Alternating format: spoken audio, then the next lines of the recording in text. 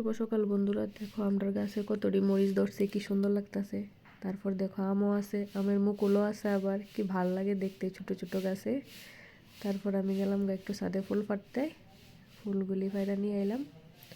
বৃষ্টির কারণে ছাদে যেদিক দিয়ে যায় এদিক দিয়েই শুধু জল জল জল, শুধু জল। আর ফুল গাছ, সব ফুল গাছ আমার মা কাইটটা একদম শেষ করে লেছে, ফুলই নেই ওখানে, কয়েকটা কয়েকটা শুধু ফুল দেও, বেশি ফুল নাই। আর এই ফুল গাছ তো আমার থেকে লম্বা, ফুল পাততে যা একটা কষ্ট হয় এটার থেকে আয়া পড়ছে আবার এই লাল জবা গাছটার মধ্যে। এই যে দেখো আমার কাছে এখন কতটি ফুল। তারপর স্নান করে আয়া পড়ছি ঠাকুর ঘরে, নির্দাড়ি তুলে নিলাম, এখন পূজা দেওয়া শুরু করে দিব। বাস ঠাকুরটা স্নান করে আবার ফুল টুল দিয়ে লাইলাম। আজকে তো আবার সোমবার, তার লিগে সকাল সকাল স্নান করে আয়া পড়ছি ঠাকুর ঘরে। আমার শিবটারও সুন্দর করে সাজাই নিছি, ফুল ফুটছেই না, এত সকালে পূজা দিছি।